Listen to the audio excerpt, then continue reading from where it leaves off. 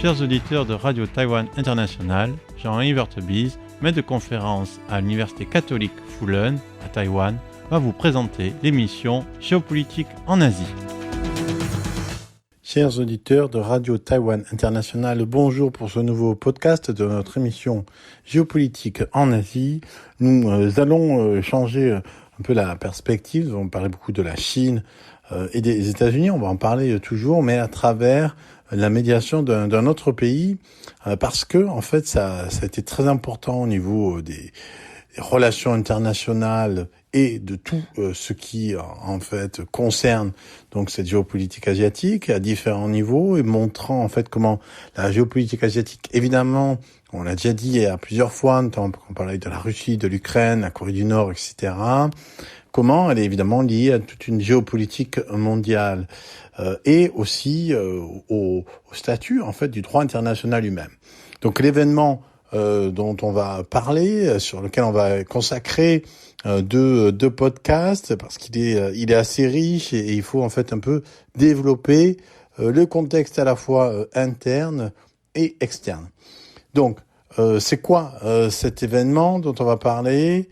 C'est un événement qui concerne les Philippines et qui permet de saisir dans quelle manière les Philippines se situent au cœur de la compétition entre les États-Unis et la Chine. Alors, plus précisément, quoi sur les Philippines? Qu'est-ce qui s'est passé de récent qui concerne les Philippines et à la fois qui a une valeur, une portée en termes de géopolitique asiatique et d'histoire et internationale?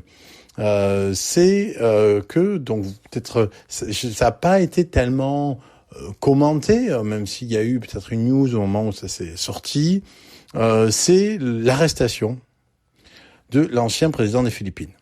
Donc, je vais essayer de revenir sur ça, expliquer un peu les tenants aboutissants en Philippines même, et ensuite de voir les conséquences vis-à-vis, en fait, même proprement parler, de la géopolitique asiatique.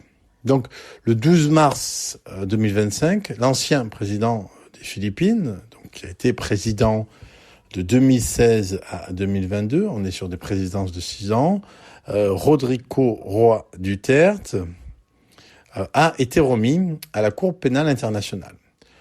Donc, c'est quand même un événement qui est extrêmement fort, extrêmement important, et surtout dans cette période de l'histoire du monde extrêmement troublée, extrêmement troublante, où les puissants suspendent en fait le droit, que ce soit donc la Chine, la Russie ou les États-Unis, trois nouveaux néo-empires qui cherchent en fait à suspendre le droit international pour faire valoir leurs propres intérêts nationaux, tout en faisant de ces intérêts nationaux en fait un objectif mondial. Donc c'est important, c'est intéressant de voir que la Cour pénale internationale, une institution majeure du droit international, puisqu'elle a été créée après la Deuxième Guerre mondiale, et comme tout cet ordre international, ce qu'on appelle l'ordre international, c'est-à-dire en fait cette division, si on peut dire, du monde qui a été opérée après Yalta et qui a solidifié les alliances entre pays, États-Unis d'un côté, Russie de l'autre, et ensuite Chine, Inde, avec les non-alignés. Tout cela en fait qui aujourd'hui, à travers la présidence Trump, est en train de partir en éclats. Et donc c'est finalement quelque chose d'assez rassurant de voir que cette justice internationale continue de fonctionner. Donc, le 12 mars 2025, l'ancien président des Philippines, Duterte, il a été remis à la Cour pénale internationale après avoir été arrêté par les autorités de la République des Philippines. Donc, il a été arrêté sur le territoire philippin en tant qu'ancien président philippin, donc avec l'accord évidemment de la magistrature et du gouvernement actuel. Et il a cette arrestation correspond en fait à un mandat d'arrêt qui avait été émis déjà le 10 février 2025 par le bureau du procureur de la CPI. Alors on sait aujourd'hui que Duterte n'était pas le seul dirigeant visé. Vladimir Poutine est visé, Benjamin Netanyahou est aussi visé par un mandat d'arrêt de la Cour pénale internationale. Donc on a ces trois dirigeants et donc là peut-être même sûrement bémol par rapport à tout ce qu'on a dit, évidemment des trois présidents soumis à un mandat d'arrêt de la Cour pénale internationale, c'est évidemment le plus facilement atteignable car celui qui a le moins de pouvoir et celui aussi qui n'a pas le soutien interne des autorités pour pouvoir procéder. C'est-à-dire que et aussi il est un ancien président, pas un président en cours d'exercice comme notamment Vladimir Poutine, ce qui peut faciliter évidemment ces démarches de la Cour de la Cour pénale internationale. Donc conformément donc à mon mandat d'arrêt émis en 10 février 2025, il a été arrêté sous quel chef d'accusation en tant que meurtre, torture et viol et crime contre l'humanité. Pourquoi ? En fait, ce qui est reproché à Duterte, c'est notamment son rôle en tant que chef de l'escadron de la mort de Davao, DDS, et par la suite en tant que président. Donc il est accusé par la Chambre, donc la Chambre de la Cour pénale internationale, d'avoir conjointement et par l'intermédiaire d'autres personnes, mais de son propre chef aussi, responsable en tant que responsable du pays, d'accepter de tuer des individus qu'il est identifié comme des criminels présumés ou des personnes ayant des propensions criminelles, donc c'est pas tout à fait pareil, y compris mais sans limiter des délinquants liés à la drogue, initialement à Davao, puis dans tout le pays, entre le 1er novembre 2011 et le 16 mars 2019.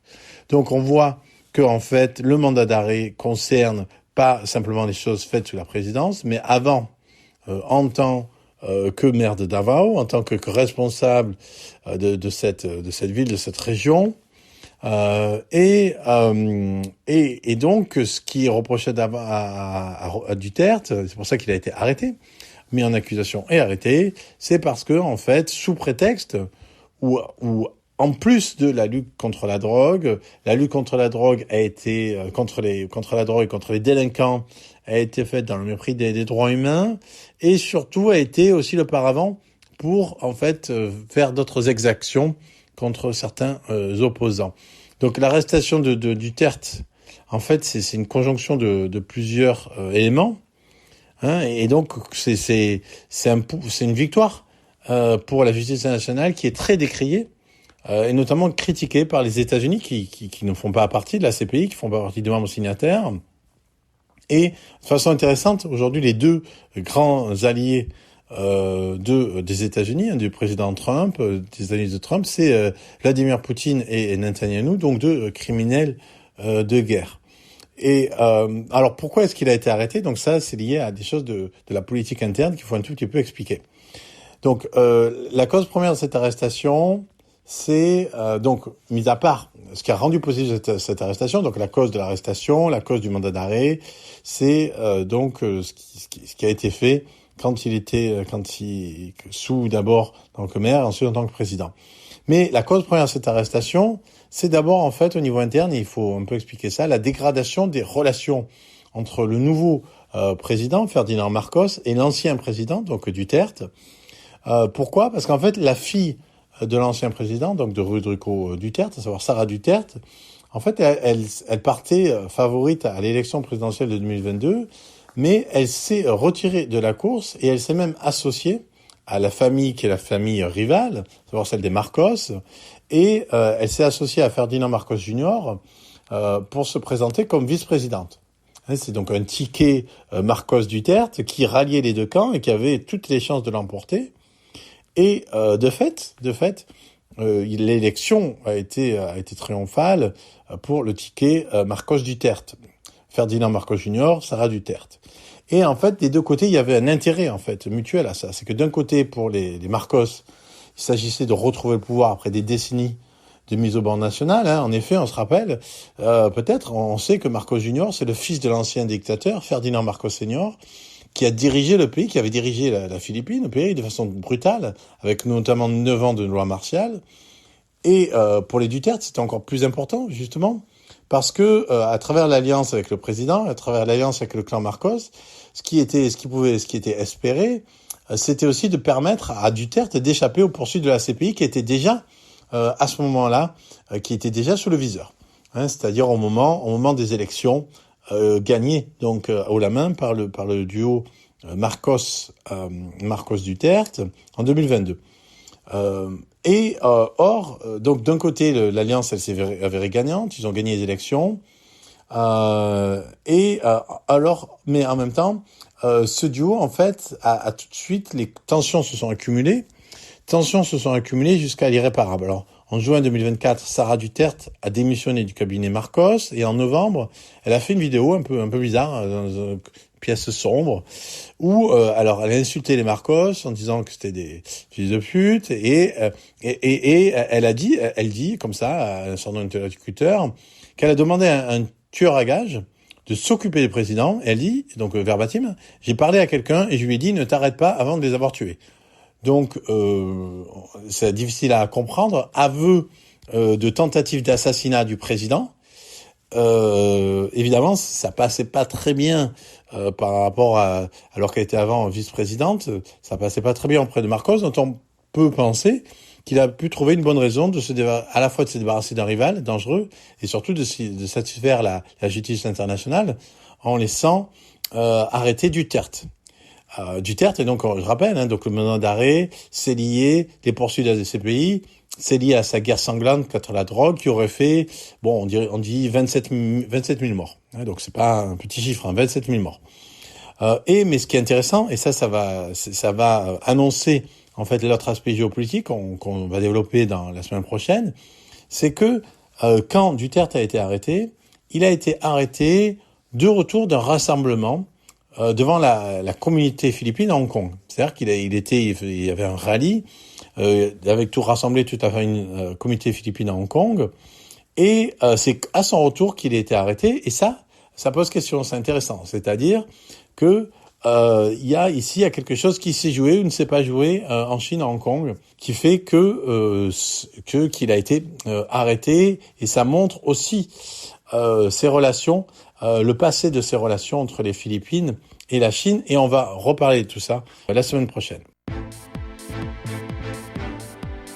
C'était Jean Evertebise dans son émission Géopolitique en Asie pour RTI.